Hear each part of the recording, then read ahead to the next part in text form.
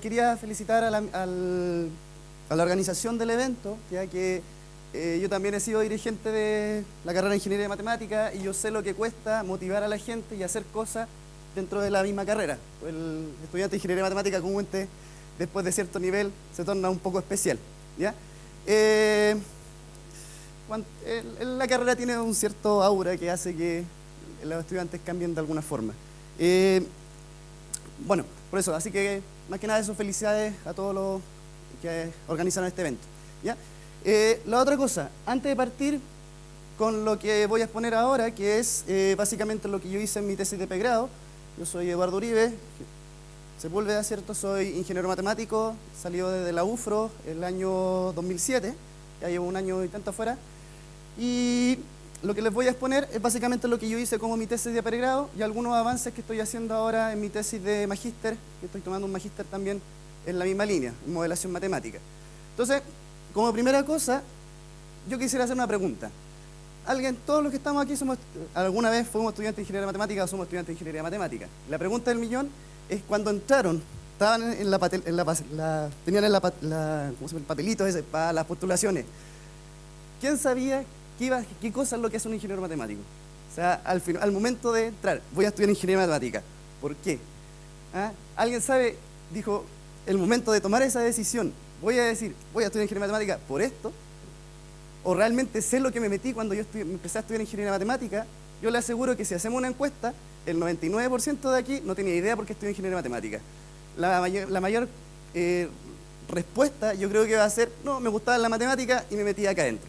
Entonces, realmente, ¿qué cosa del ingeniero matemático? Yo creo que el compañero, no recuerdo el nombre, que estuvo del Banco del Santander, dio varias características que realmente sí las tenemos, ¿ya? El hecho de integrarnos a un conjunto de grupos de trabajo multidisciplinario y en función de eso trabajar, eso es lo que yo creo que más se acerca a lo que es un ingeniero matemático. Porque el ingeniero matemático, como dice el nombre, es la mezcla entre un ingeniero y un matemático, que ambos mundos son mundos totalmente diferentes, ¿ya? El matemático está comúnmente en las nubes, tiene un problema de modelación, dice, no, mira qué problema interesante, empieza a modelarlo, encuentra la ecuación de matemática y ahí se olvida la aplicación. Vamos encontrando teoremas de existencia, vamos buscando métodos numéricos que sean estables, vamos haciendo teoría, y el problema que originalmente partió, uno se olvida, ¿ya? Y el ingeniero no está ni ahí con la matemática. La única cosa que quiere que el ingeniero es que las cosas que funcionen. Nada más que eso. Tengo un problema y necesito hacer funcionarlo. ¿Cómo lo hago? No tengo idea, pero tengo que hacer que funcione. Esa es la pega del ingeniero, ¿ya? Entonces, el ingeniero matemático debería ser, o desde mi punto de vista, debería ser un puente entre lo que es la ingeniería pura y lo que es la matemática pura, que son dos mundos, como comentaba, diferentes. Nosotros dominamos la matemática y tenemos un poco de ingeniería.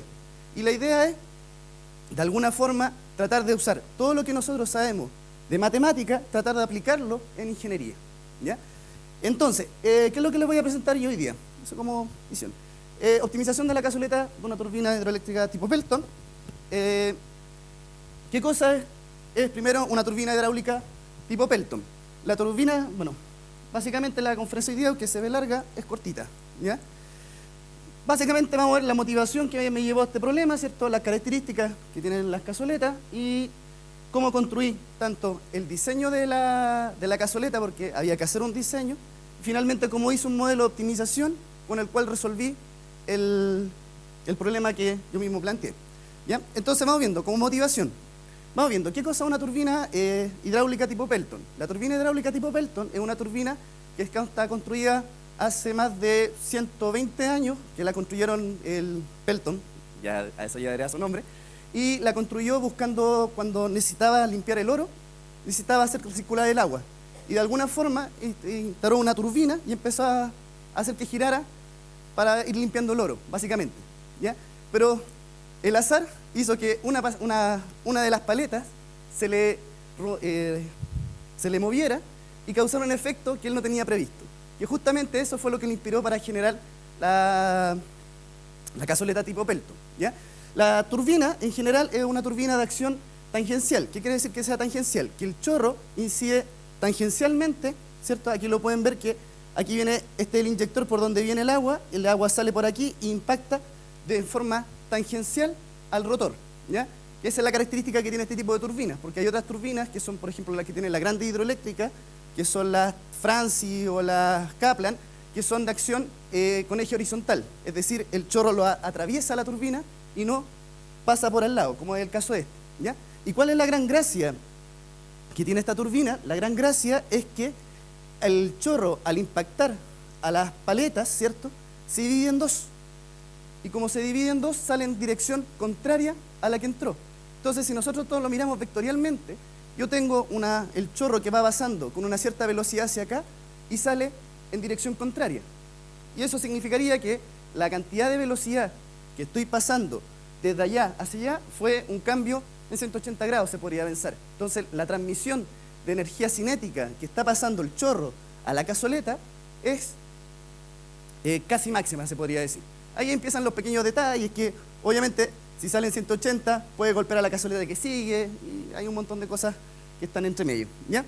Entonces, la principal motivación es justamente que el diseño es este que está acá. Y uno, como les dije, esta cazoleta está construida hace 150 años, más o menos, y los tipos, hasta el día de hoy, para poder construir una cazoleta Pelton, dicen, vamos a construirla sabiéndola hacer. De hecho, yo tengo un par de papers que dicen, las cazoletas se construyen a través de experimentos y sabiéndola hacer. No hay otra forma de hacerla, ¿ya? Entonces, eso es una cosa interesante que tiene este trabajo. Ya, entonces vamos viendo. Botón equivocado. Entonces, en general, existen distintos tipos de cazoletas Pelton. Aquí podemos ver dos con diferentes tamaños. Y si nos damos cuenta, las características que tienen también son bastante diferentes. En el sentido de que esta, si nos damos cuenta, a pesar que los tamaños son diferentes claramente, este es un poco más angosta con respecto al largo, y en cambio esta es más ancha con respecto al largo. O sea, las dimensiones en sí no están de alguna forma tipificadas, y de hecho tampoco, si nos damos cuenta aquí la curvatura, el tipo entra harto hacia dentro de la cazoleta. En cambio acá es una entrada más o menos sencilla, corta, ¿ya? Entonces, en función de eso, ni los mismos constructores se ponen de acuerdo cómo hacer las cazoletas. Cada constructor tiene su propia forma de hacerlo. Lo único que uno rescata es la forma, que siempre tiene esta forma de como doble cuchara, donde el chorro impacta acá, ¿cierto? Y de ahí se deflecta hacia ambos lados, ¿ya? Entonces, vamos viendo. ¿Cuáles fueron los objetivos que yo me planteé cuando me enfrenté a este trabajo? Ojo que este trabajo, la génesis inicial que tiene, nace en el Departamento de Ingeniería Mecánica. El Departamento de Ingeniería Mecánica de la UFRO, ¿cierto? Tiene con un par de académicos que son los que me estaban ayudando como profe guías, que era el profesor René Cifuentes. La idea que él tiene es que las turbinas Pelton, una de las gracias que tienen es que no necesitan mucho caudal, porque las turbinas en general uno las separa en categorías. Dependiendo del caudal que uno tenga y dependiendo de la altura que uno tenga, uno escoge qué tipo de turbina usa. Se usa Francis, Kaplan o Pelton. Y la gran gracia que en Chuchunco Viejo, allá en Temuco, para arriba, ¿cierto? Existen muchas caídas de agua que no tienen mucho caudal. Es la caída de agua nomás. Entonces, la idea básica que nosotros estamos planteando es que, de alguna forma, construir estas cazoletas a bajo costo para poder llevarlas directamente hacia allá. ¿Ya? Entonces vamos viendo. Los objetivos que nos planteé cuando empecé a trabajar en este problema, ¿cuáles fueron? Lo primero que todo era encontrar un diseño, porque como les insisto, estos tipos lo que hacen es experimento, experimento y experimento, y en función de eso generan su propia cazoleta. De alguna forma generar un diseño que permita que tenga un rendimiento máximo, ¿ya? Y dentro de objetivos secundarios, ¿cierto? Pues, había que proponer primero el diseño, porque no estaba hecho. Crear un programa, nosotros usamos MATLAB, ¿cierto? Que dado las características básicas pudiera mostrar cómo es la cazoleta, ¿cierto? Y finalmente plantear un problema de optimización, función objetivo, restricciones, etcétera, etcétera, y resolverlo, ¿ya? Entonces vamos viendo. Las características principales dentro de la cazoleta. En función, como les dije, la cazoleta existen diferentes versiones y diferentes tipos, depende del constructor. Aquí hay dos diferentes a las anteriores, totalmente diferentes. Entonces, pero en sí mantienen unas ciertas características en común. ¿Cuáles son esas características? son que siempre son una doble cuchara, ¿cierto? Que tiene, si nos damos cuenta, un hueco en la parte superior, que ese hueco en la parte superior básicamente es para poder que el chorro, cuando esté pegando una cazoleta, pegue inmediatamente a la que sigue y a la que sigue. Comúnmente el chorro está pegando 3 veces, o sea, a 3 cazoletas diferentes al mismo tiempo, ¿ya? ¿Qué cosas más? Otras características especiales, por ejemplo, la superficie de la cazoleta no debe ser demasiado pequeña cuando se le compara con el área del chorro. Obviamente, si la superficie de la cazoleta es muy chica y yo le tiro un chorro muy grande, se me forman remolinos y coperé. Y si también la superficie de la cazoleta tampoco puede ser muy grande en función del chorro, porque si le tiro un chorro chiquitito y la cazoleta es muy grande, el chorro no se la va a poder mover, la va a quedar ahí, va a ser pérdida total. ¿Qué otra cosa más? También uno desearía que el ángulo que el chorro entra dentro de la cazoleta fuera 90 grados, porque si entra en 90 grados sería un impacto directo. Pero ¿cuál es el problema? Que si entra en 90 grados, el impacto directo hace que la arista, esta arista que está aquí, se vaya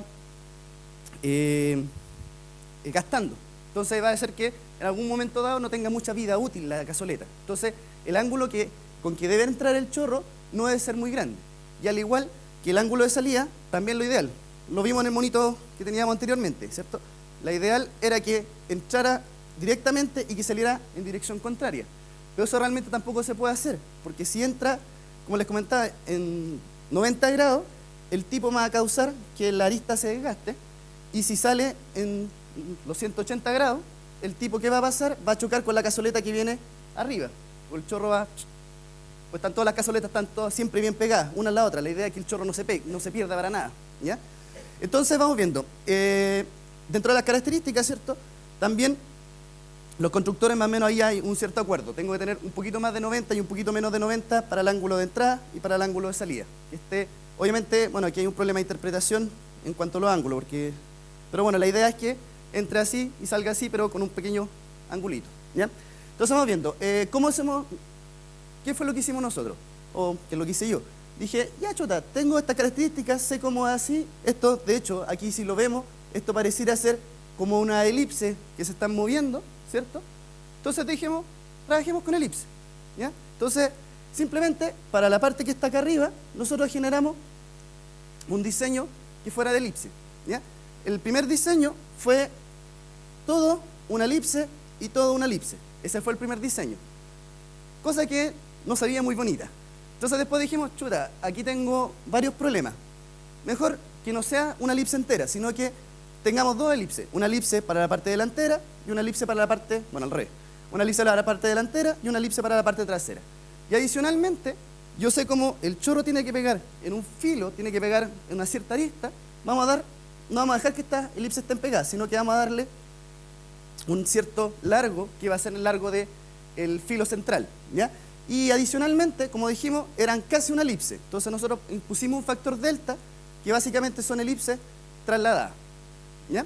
Ahora, eso, ¿cierto? Ya son elipses, así que es cosa de, dado las denominaciones que tomemos, eje mayor, eje menor, ¿cierto? Para la superficie de arriba, superficie de abajo, desfase, ancho, ¿cierto? Hay que tener ojo con estas denominaciones que hicimos, porque después van a tomar relevancia. Podemos plantear ecuaciones de elipse, ¿cierto? Tenemos elipse para la parte de arriba, para la parte de abajo, y los 2 filos rectos, ¿ya? En función del eje de coordenadas que lo planteamos, ¿cierto? En este punto que está acá, ¿ya? Después de eso, teníamos la parte de arriba. ¿Qué es lo que nosotros queríamos? Queríamos que el tipo hiciera el efecto de cambiar la dirección. Entonces, ¿qué es lo que hicimos? Dijimos, hay que lograr buscar una curva que sea de tal forma que el tipo entre por esta parte, porque tienen que imaginarse que aquí está pegando el chorro, se pasa por ese lado y por ese lado, aquí está solamente el lado derecho, ¿ya? Entonces el chorro entra aquí y sale por allá. ¿Y qué es lo que hay que buscar? Hay que buscar una función de tal forma que el tipo entre con un ángulo alfa y salga con un ángulo beta. Es la única información que yo tengo, ¿ya? Entonces, el cómo buscar eso fue tortuoso. Buscar una función que hiciera el efecto de que entrara con ese ángulo alfa y que saliera con ese ángulo beta fue un proceso complicado, pero al final nos casamos con curvas potenciales, ¿ya? Decidimos dar 2 curvas, una curva que fuera para la entrada, solamente desde el alfa hasta el centro que está acá, que llamo V menos delta, y desde el V menos delta hacia afuera, ¿ya? Y justamente escogimos curvas exponenciales, o sea, del tipo x elevado a alfa, ¿cierto? Multiplicada por una cierta constante, y empezamos a poner condiciones. Necesito que el tipo a la entrada tenga un ángulo alfa, a la salida tenga un ángulo beta, que cumpla con la idea de que pase por, ¿cierto?, por este punto que está acá, que va a ser la altura del filo, ¿cierto?, que acá pase por ese punto que está ahí, y que tenga la altura esta que está acá, h. ¿Por qué era importante que pasara por estas cosas? Porque los modelos, el diseño no está separado. El diseño, si nos damos cuenta, el V menos delta se repite aquí también. Entonces, ¿cuál es la idea? Cuando lo pensemos en 3 dimensiones, es que el chorro está golpeando aquí y se mueve por la otra curva y sale por aquí. En el caso de que golpee en 90 grados, que es el caso fundamental. Entonces, vamos viendo. Justamente al hacer ese efecto, tuvimos esas curvas y logramos tener estas dos curvas separadas. Y el cuento es que necesitamos una superficie, ¿cierto? Entonces, para hacer la superficie, lo que hicimos fue jugar con el otro plano. Ya tenemos el plano XZ, el plano XY, y ahora hay que buscar el plano YX. Para hacer eso, ZY. Para hacer eso, supusimos que el plano ZY también era en elipse. Entonces, en función de eso, juntamos que los valores del eje mayor y el eje menor tuvieran ciertas características especiales. ¿Qué características? El eje que está acompañado al Z se moviera en función de esta curva que está acá, y el eje mayor se moviera en función de la elipse, ¿ya? Entonces, unimos todas las dos curvas que teníamos a través de esta relación que está acá y llegamos a esa pequeña monstruosidad de superficie, ¿ya? Una horrible, ¿cierto? Pero no es tan horrible cuando uno ya la programa y se olvida de que cada cosa es cada cosa, ¿cierto? Y obtuvimos dos figuras que eran, o sea, en realidad tenemos varias figuras para distintos valores de alfa, beta, ¿cierto? Tenemos distintas figuras. Pero ya se empiezan a parecer un poco lo que teníamos antes, pero no tanto. Entonces, ¿qué nos falta? Primero nos falta el hueco que estaba de adelante. Entonces nos preocupamos de generar el hoyo de adelante. ¿Cómo lo generamos? O el hueco.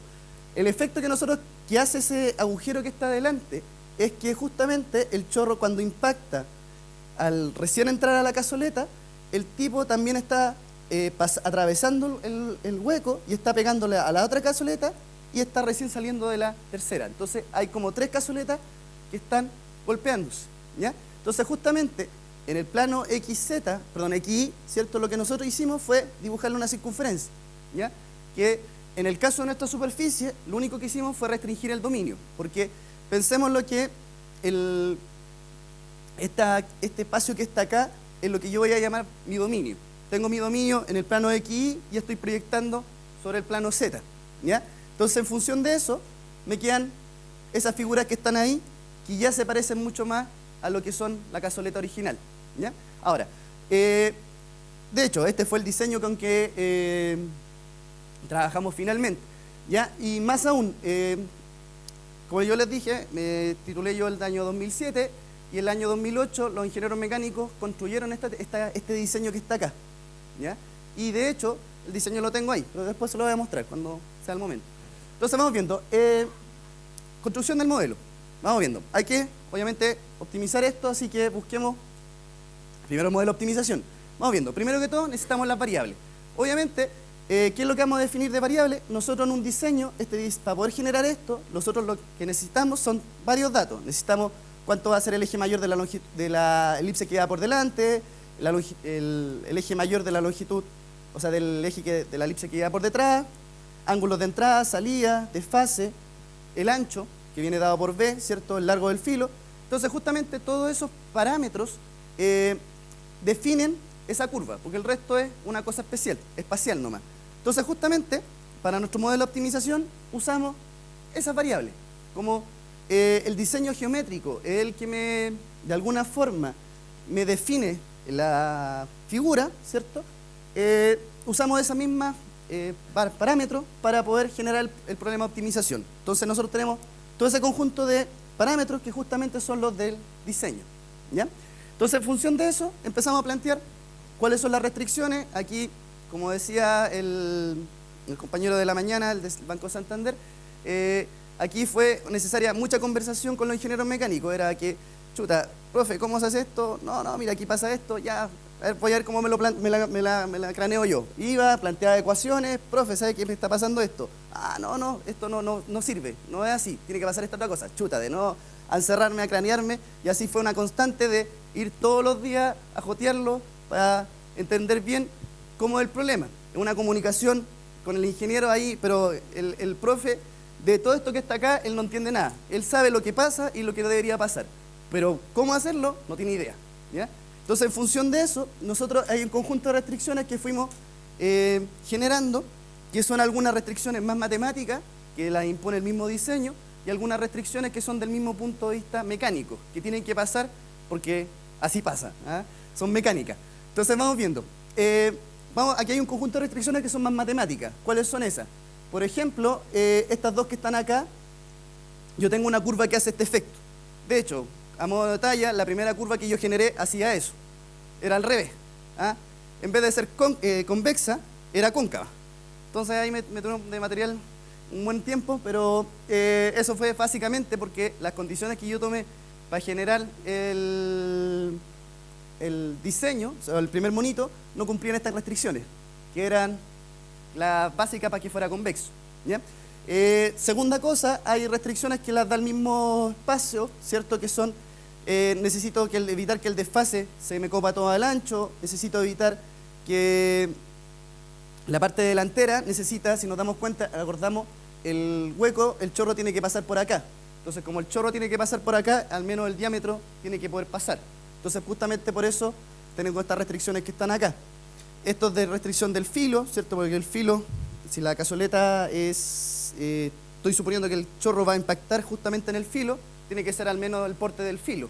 Así que, así hay un conjunto de restricciones que son más del diseño mismo. Y hay otro conjunto de restricciones que son un poco más físicas, en el sentido de que nosotros partimos diciendo de que el área de la cazoleta con respecto al chorro, al diámetro del chorro, no podía ser ni muy grande ni muy chico, porque si era muy grande, el chorro no iba a ser capaz de mover la cazoleta, y si era muy pequeño, el chorro se iba a comer toda la cazoleta. Entonces, en función de eso, tenemos este conjunto de restricciones que están acá, que son estas dos, que el área de la superficie, que sabemos que viene dada por esa expresión, va a estar acotado con estas dos cotas que están acá. Obviamente, si nos recordamos cómo era la superficie, yo no calculé eso, porque eso ya es... No, eso es imposible, ¿ah? Así que lo que hice, en vez de calcular esta área de la superficie que está acá, generé superficies que fueran más sencillas, que una que estuviera dentro de la cazoleta y otra por fuera de la cazoleta, y esas fueron las que me generaron las cotas de área, porque calcular esta integral, no, olvídense. ¿Qué otra cosa más? Obviamente, el chorro, cuando impacta, ¿cierto?, al salir, no puede chocar con la cazoleta que viene por delante. Entonces, en función de eso, hay una restricción que va en función del espacio que tiene que ver en cada cazoleta y el ángulo con que sale de la cazoleta. Entonces, en función de eso, cuando uno plantea todas las ecuaciones, uno puede llegar a una restricción de ese estilo, ¿ya? ¿Qué otra cosa más? Esta expresión que está acá representa la intersección de la elipse delantera, ¿ah? Obviamente, eso pedimos que fuera más grande que el agujero, básicamente por el sentido de que es un sentido, profesor René, que las cosas no pueden quedar feas. Entonces me iba a quedar muy feo si que quedaba una cazoleta de este estilo. No podía pasar. A ver, esto, si borramos esto. Borramos aquí. Vamos viendo. Esa restricción es tan simple para evitar que, si yo tengo las cazoletas, ¿cierto?, que eran la intersección de dos hipérbolas, o sea, dos elipses, que iban así, ¿cierto? Lo que estoy pidiendo con esto es que cuando yo haga la circunferencia, no pase eso. Que justamente el diseño, ¿cierto?, este punto que está acá representa eso, la intersección esta que está acá. Entonces, si nos damos cuenta, el hueco de adelante no alcanza a comerse este espacio. Entonces me queda aquí un diseño bastante peculiar, por decirlo de alguna forma. Aquí como cierta parte circular, después siguiendo la curva de la elipse, y entonces eso no, como dice don René, no se ve bonito. Y si no se ve bonito, para los mecánicos no funciona. Entonces había que eliminar ese parámetro y eso lo hicimos con esa restricción. ¿Qué cosa adicionalmente? También hay unas que están relacionadas con la energía, con la velocidad tangencial, porque cuando uno impacta con el chorro, la turbina empieza a girar, a girar, a girar y llega un momento que se llama el momento de embalamiento, que la turbina ya va generando una velocidad constante, ¿ya? No hay ni aumento ni decrecimiento. Cuando uno plantea geométricamente todas esas restricciones, aparece esa restricción que está ahí, ¿ya? ¿Qué cosas más? Algunas cosas que ya nos fueron dando cuenta cuando empezamos a programar esto, aparecieron algunas restricciones, básicamente por cosas que no podían pasar, algunas que son lógicas, ¿cierto? Como esta, que el largo del filo central, por diseño, no puede ser más grande que la altura total, el ángulo alfa no puede ser 90, ¿cierto? Pues si es 90, bueno, de hecho, si es 90 el diseño se me cae, así que hay que ir sacando todos esos casos posibles. Esto también para que la cazoleta no se ensanche mucho. Y todas estas son restricciones que fuimos dejando en función del diámetro del chorro, ¿ya? Entonces, finalmente, la función objetivo. Para la función objetivo, aquí sí que fue muy ingeniero. Esto ya fue ingeniería al punto máximo. ¿En qué sentido? Cuando yo fui a donde don René, que era mi asesor en la parte mecánica, yo le dije, profe, ¿usted cómo mide la potencia? No, o sea, ¿cómo mide el rendimiento de una turbina? No, yo tengo, sé que el chorro va con cierta potencia, conecto la turbina a un alternador y miro con mi tester lo que genera el alternador y hago la diferencia potencial. Tengo tanta potencia entrando, tanta potencia saliendo y lo que pasó en medio no tengo idea. Entonces, así calcular rendimiento. Y ahora, ¿cómo yo calculo eso? No puedo. Porque más encima, si yo estoy justamente en la cazoleta, que es el primer elemento, no puedo hacerlo. Entonces vamos viendo, fui a textos. En textos, justamente, lo mismo que me dijo el profesor, está en todas partes, hacen todos lo mismo. Eso es lo que se hace, ¿ya? Pero hay algunos que proponen medir lo que se llama el rendimiento manométrico. ¿Qué cosa es el rendimiento manométrico? Es lo que se conoce como la razón entre la potencia de Euler con la potencia máxima hidráulica, donde las cuales la potencia de Euler se mide de esta forma y la potencia hidráulica se mide de esta forma que está acá. Ahora, ¿cuál fue el cacho? Todos estos son datos dentro del problema. Q, ¿cierto? El caudal que yo traigo, C, la velocidad que trae el chorro, U, la velocidad tangencial, Rho, ¿cierto? Es la densidad del agua, G, gravedad, H, altura neta, etc. Son todos datos, ¿ya? Alfa, ángulo de entrada, beta, ángulo de salida, y aquí viene el pequeño cacho, delta. ¿Qué cosa es delta? Delta es un factor de roce, que el factor de roce marca cuánto estoy perdiendo, la ineficiencia que tengo. Entonces, el problema está en que que está acá, los tipos dicen, se desprecia, desaparece y se pierde todo el resto de la ecuación y la ecuación queda sin esta expresión que está acá y lo trabajan así. Pero a mí eso no me sirve porque yo justamente quería el diseño. Entonces, ahí empezamos a buscar en texto, buscar en internet, craneando por todas partes, preguntando, golpeándole a los físicos, por ver si los físicos tenían alguna idea. No, nadie, todo olvidando. Y ahí salió la ingeniería. ¿En qué cosa salió la ingeniería? Existe en tuberías lo que se llama la fórmula de Weisbach. ¿Qué cosa es la fórmula de Weisbach?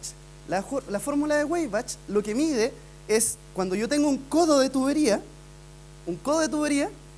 es la coeficiente de pérdida que pasa dentro del codo de tubería de la velocidad. Entonces, justamente, si pensamos en un codo de tubería, el tipo viene por acá, sale por acá. ¿Y nosotros qué queremos? Que el chorro entre por acá, salga por acá. Mismo efecto. Así que aprovechamos lo que hizo Weisbach y lo reemplazamos en nuestro problema. Ahí después aparecen los problemas. Vamos viendo, la fórmula de Weisbach considera, ¿cierto?, los ángulos de entrada, el ángulo de salida, toda esta expresión que está acá, ojo que esta fórmula es empírica, mide el ancho de la tubería y finalmente este R que está acá es el radio de curvatura. Y ahí viene el problema, este radio de curvatura es un radio de curvatura constante. Y si ustedes recuerdan, la figura que yo tengo, no es mala idea retroceder, pero la figura que yo tengo es una figura del estilo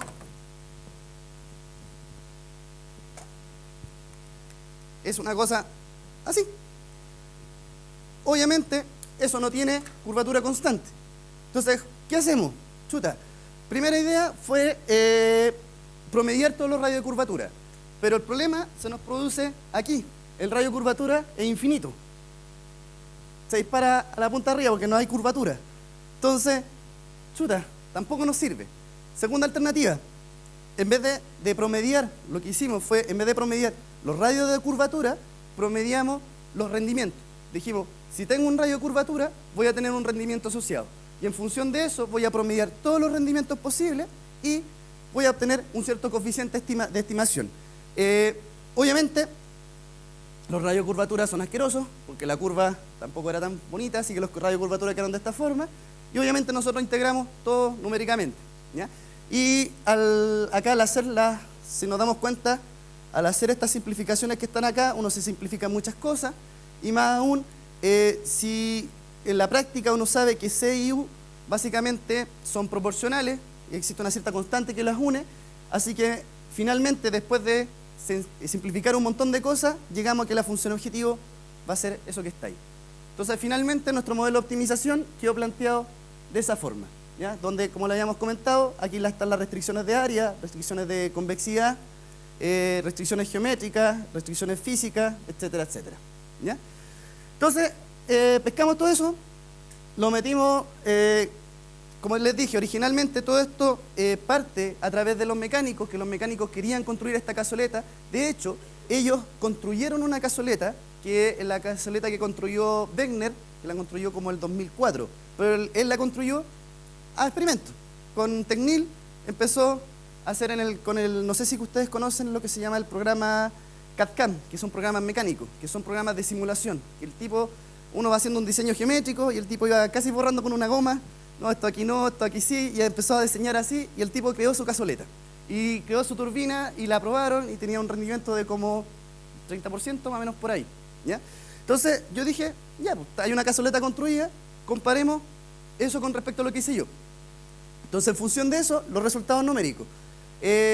Tomamos algunos datos que son esenciales dentro del problema, que los consideramos como datos, que son el diámetro del chorro, si se dieron cuenta aparecían varias restricciones, el radio del disco, ¿cierto? Número de cazoleta y además la velocidad tangencial. Y finalmente las revoluciones por minuto que consta el alternador que se le va a conectar.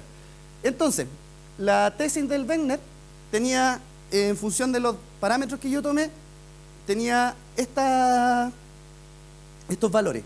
Y al probarlo en mi función objetivo, tenía un rendimiento del 53%. Obviamente todo esto es teórico, ¿cierto?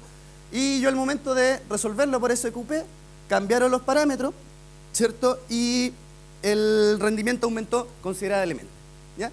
Ahora, ¿qué es lo interesante? Los monitos, ¿cierto? Que son los perfiles de cada uno de los planos, ¿cierto? La cazoleta del Wegener era un poco más angosta, la mía se ensanchó y adicionalmente también creció en altura, ¿ya? Y los diseños generalmente fueron estos que están acá, que son las superficies optimales. Ahora, cosas interesantes, antes de pasar a conclusiones y problemas abiertos. Vamos viendo. Si se dan cuenta de los monitos, la gran gracia de que esta cazoleta que está acá fue la que construyó Wegener, que la hizo en Tecnil. Que Tecnil es un plástico duro, decirlo de alguna forma. Y lo interesante es que lo hace con una máquina de estas, ¿cómo se llaman estas máquinas que son con los brazos? Y máquinas de control numérico, ¿ya? Entonces, la cazoleta de Wegener, en cuanto a producción, no puede haber cosa mejor hecha con los parámetros que él escogió. Ahora, mi diseño, el año siguiente lo construyeron bajo estos perfiles, y de hecho, acá está la cazoleta. Esta es. El diseño, no sé si la podemos hacer correr, pero hagamos poco. Tiene que volver, sí. O está, recuerdo... ¿Qué ingeniero matemático puede decir? Tengo mi cosa que construí, la tengo aquí. Justamente el diseño, el año siguiente, en otra tesis de los mecánicos, los tipos la construyeron. Y la construyeron en fierro fundido. Es decir, generaron un diseño en Tecnil y la mandaron a la fundición. Cuando se vayan dando vuelta, van a dar cuenta que esa cazoleta es porosa. El material hace que tenga cierto... que sea porosa, y en función de eso, cuando el chorro pasa por ella, pierde eficiencia. Porque hay eficiencias por roce que pierde. En cambio, la de Tecnil, no. ¿Qué cosa interesante? La cazoleta de Wegener tuvo un rendimiento teórico, o sea, práctico, o sea, los tipos hicieron lo que les comenté al principio. Hicieron la cazoleta, pusieron todas las cosas en una turbina, la chantaron y le tiraron el chorro. Midieron cuánto potencia tenía el chorro, conectaron afuera del alternador, hicieron la diferencia, rendimiento. Eso les dio un 30%. Con esa cazoleta subió a un 42%. ¿Ah? También podemos observar que esta cazoleta es mucho más grande. Y los mecánicos se dieron cuenta que a pesar que la cazoleta es mucho más grande, el chorro inicialmente no tiene problemas para moverla. Para sacarla de la inercia, el chorro no tiene problema. O sea, el hecho que sea más grande no afecta al rotor como tal. Porque obviamente yo estoy en la parte de diseño, pero está el diseño elemental de la cazoleta. Pero esto va conectado a un rotor que tiene que ver con la eficiencia de cómo gira, un montón de tonteras más. Pero el hecho que sea más grande no afecta, ¿ya? Así que eso es bastante interesante. ¿Qué cosas más? Vamos viendo algunas conclusiones. El modelo es un modelo matemático, ¿cierto? No ha sido realmente comprobado en algún momento, pero los resultados que hemos tenido han sido bastante interesantes, ¿ya? La construcción del modelo depende fuertemente del diseño que yo adapte, pero si yo cambio el diseño, el modelo de optimización no cambia mucho. Es cosa como está planteado en forma genérica, si yo cambio el diseño, es fácilmente adaptable el modelo a otra cosa. Cosa que hay un detalle que es grande, que está acá, incorporar la dinámica del problema. Porque ¿qué es lo que supongo yo? Yo supongo, permiso, a ver si puedo volver a la primera, no sé, va a ser como largo volver a la primera. La voy a hacer corta, porque si no, vamos viendo para arriba. Un poquito antes de eso, ahí. F11, no con F11. Ya, para hacerla corta, ¿qué es lo que habla yo? El de que estaba hablando antes, se me fue la idea, con la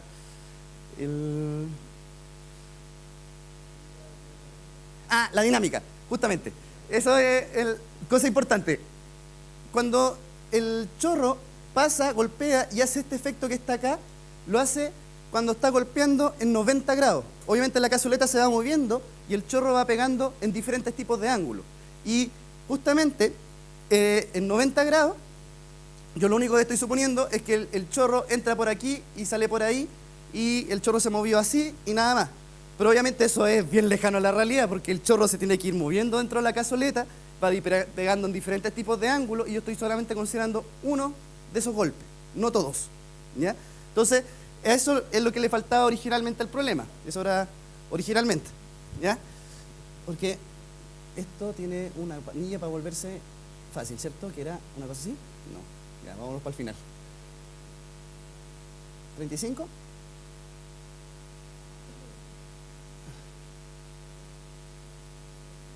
Digamos por ahí en conclusiones, por acá, F11. Vamos viendo, ¿ya? Entonces, en función de eso, lo que le falta originalmente a este problema era justamente incorporar la dinámica al modelo. Y otra cosa más que es interesante, el tipo cuando empieza a girar, llega a tal velocidad, que es la velocidad de embalamiento, que el tipo empieza a moverse así. Eso es claro, o sea, el chorro le está pegando aquí y el tipo empieza a hacer esto. Porque la fuerza que está recibiendo es tal que hay posibles efectos vibratorios. Y esos efectos vibratorios, o sea, dentro de la cazoleta no hay problema. ¿Dónde se generan los problemas? En el rotor. Porque si el tipo está girando y está girando así, el rodamiento que une al alternador muere rápido. Entonces justamente hay que tratar de evitar esas cosas.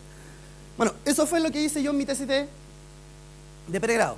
Ahora, obviamente, cuando estas cosas, como les dije, uno sigue trabajando en ellas. De hecho, mi tesis de magíster, que debería empezar o terminar luego, porque ya empecé hace rato, hemos tratado de incorporar varias cosas de que nos dimos cuenta que fallaban. Pues esta cosa, obviamente, nada es perfecto.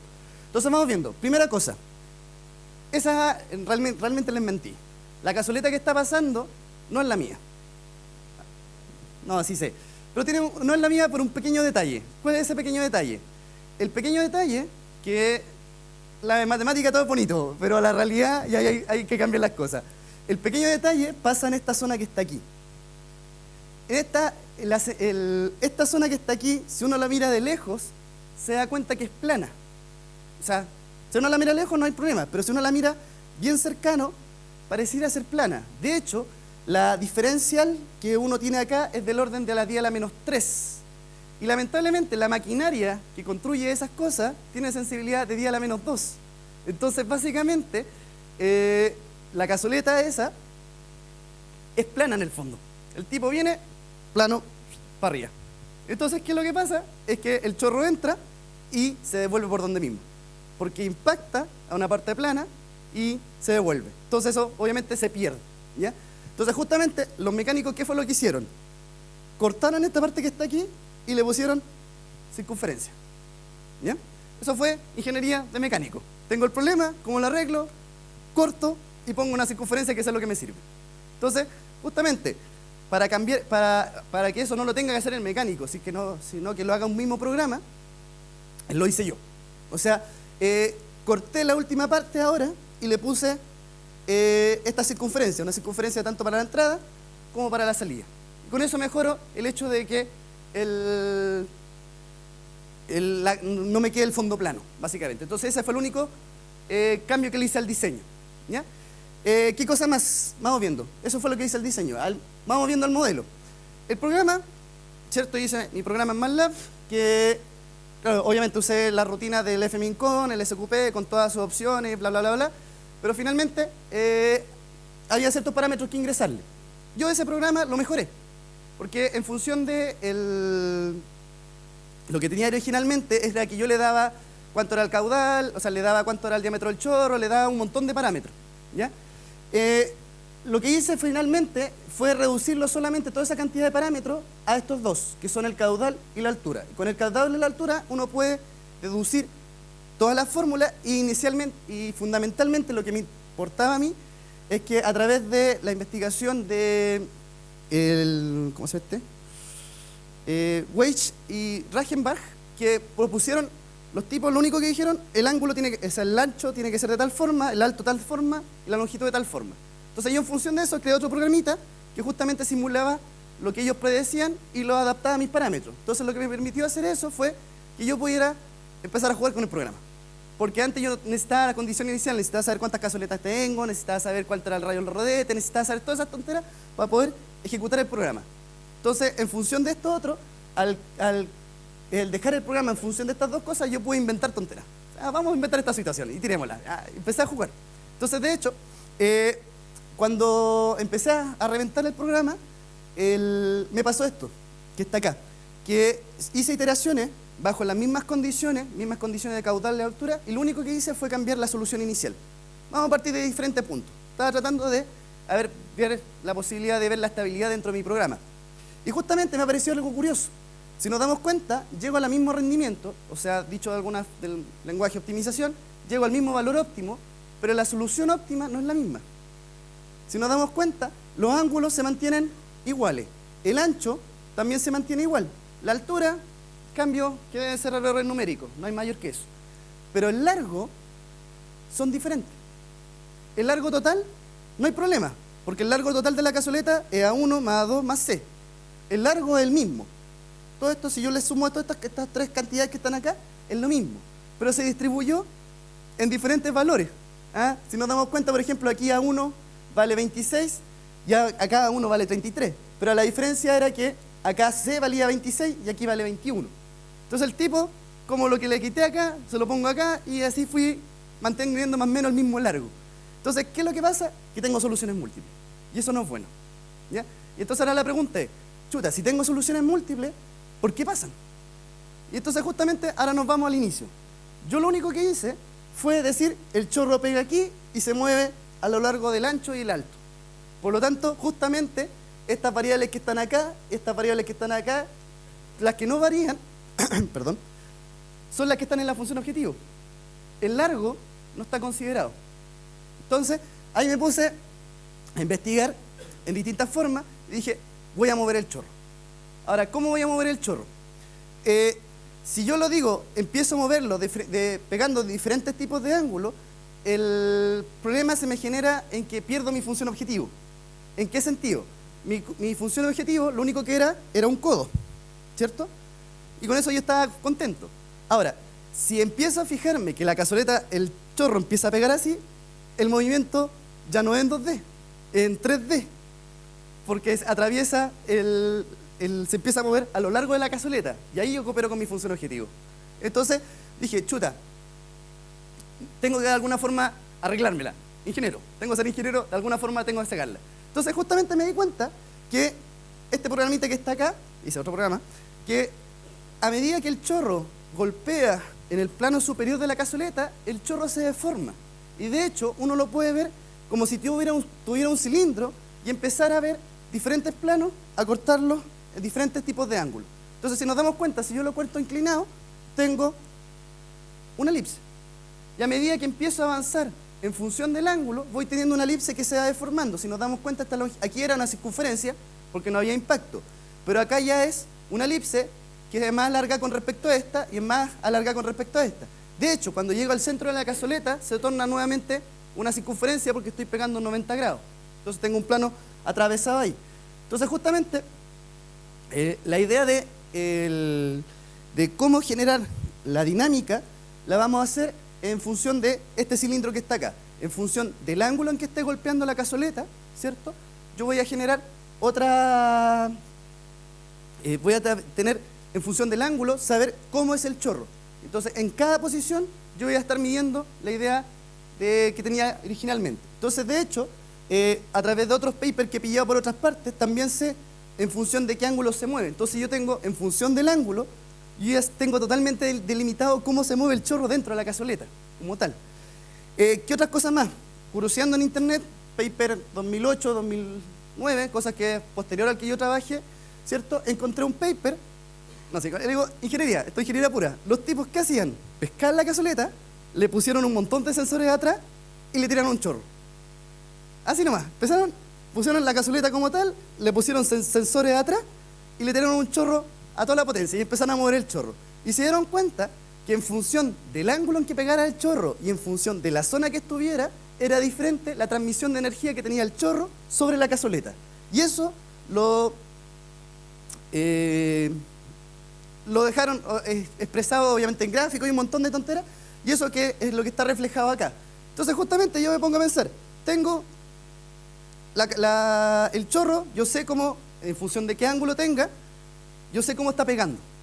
Entonces justamente lo que pretendo hacer, porque esto no lo estoy haciendo, porque ya estoy viendo cómo diablos lo voy a hacer, estoy viendo, tengo dos opciones básicamente.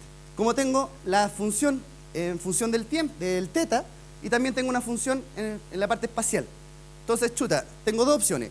O planteo un problema max-min, de que trato de maximizar el peor rendimiento, o después trato de hacer una especie de ponderación, que fue lo que hice originalmente. Calculo para cada teta, calculo un promedio, y después los promedio todos.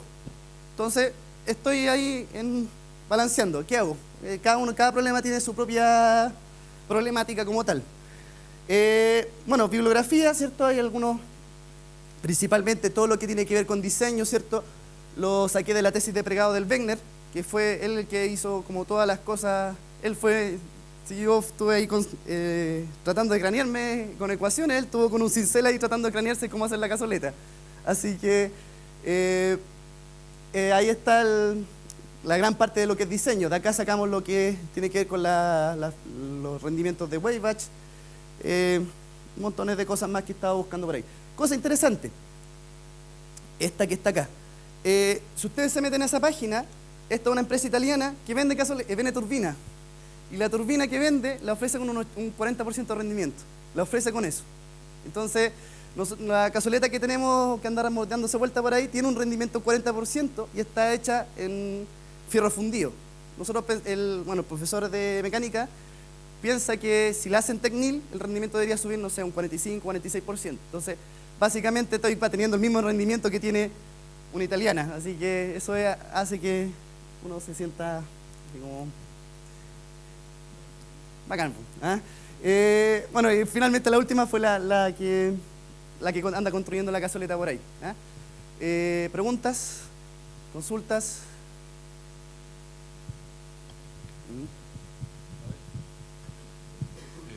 Sí, yo te tengo una pregunta. Está bien. Porque tú trataste de maximizar el rendimiento, ¿cierto? De esta turbina, pero se puede hacer, digamos, ocupando más funciones físicas, por ejemplo, porque entra el chorro en esta cazoleta y tiene una reacción, digamos, de fuerza. Con el... Sí. Claro, y se podría haber tomado más físicamente el efecto, digamos. Mira, yo busqué. Te digo, si realmente buscamos un montón de alternativas y no hay. Si no hay nada hecho. No hay, buscamos un montón y no hay. O sea, no hay. Eso te digo todo. O sea, yo me eché, no sé, un mes, 2 meses buscando cosas donde buscar las cosas. No hay. Buscando en internet, buscando en libros, preguntando a profesores. No. De hecho, los mecánicos dicen es la caja negra. Ahí lo que pasa adentro, ni idea.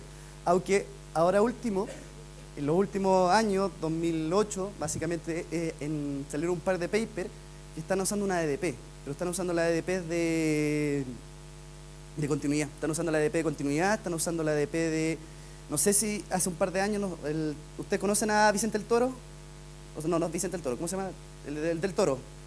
No, no lo conocen. Él trabaja con sistemas que se llaman en EDP, que se llaman métodos de multifase, ¿ya? Entonces, justamente, estos tipos, aquí hay 2 fases, está el líquido y está el fierro fundido, son 2 cosas, 2 densidades diferentes, entonces están trabajando con los métodos multifase, pero ya eso, si lo mezclamos con esto, se llama, hay otro tipo de problemas, que serían los problemas de shape, que son los shape optimization, que son ya otra cosa, otro cuento. Sí, o sea, yo me imaginaba que de repente, de hecho con ADP, uno podría modelar el efecto de tensión, etcétera, claro, en la cazoleta. Y me imagino, así, ahora que o sea, mientras más tensión uno tenga, de repente más fuerza le va a aplicar a la cazoleta y por lo tanto mejor. De hecho, justamente el torque aquí es el importante. Claro. La transmisión de torque es lo que uno busca.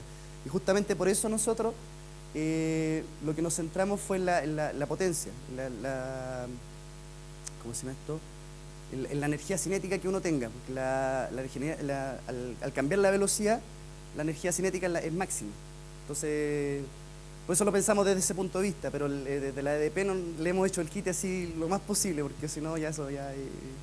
por lo menos se escapa de mi área, porque yo trabajo con otras cosas. Ya, y brevemente también, el dimensionamiento de estas turbinas, ¿cómo son? Porque, o sea, si yo tengo una turbina 1, 2 y 3 que van creciendo, digamos, ¿es el crecimiento lineal, digamos? No, o ese es justamente el problema. Es que, de hecho... uno va porque mi profesor de la parte mecánica es bien especialista en turbinas Pelton. Y el tipo en Suiza, una turbina que está hecha por diámetros grandes, el rendimiento es de un 99%. Los tipos en Suiza tienen la turbina gigante con un 99% de rendimiento. Pero la microturbina, que eso fue lo que se me olvidó decir al principio, que todo esto está pensado en turbinas pequeñas, de 1 kilowatt que generan 1 kilowatt, no más que eso. Entonces, el escalamiento de hecho, ese fue el primer problema original que dieron. Oiga, ¿sabes que yo tengo esta cazoleta y quiero escalonarla? O sea, hacerla más chiquitita, ¿cómo lo hago? Entonces, primero partimos por esa forma y no es lineal. Y ahí se viene el problema, como no conocemos la curva. La curvatura esta que hace esto es el problema, porque los tipos empezaron, ¿qué es más eficiente? ¿Que la tenga ahí o que sea así? Esta curva no tienen cómo controlarla. Entonces, justamente, el escanamiento de la curva hace que el problema sea no lineal. Bien, si no hay más preguntas. ¿No? Bueno, le damos las gracias entonces.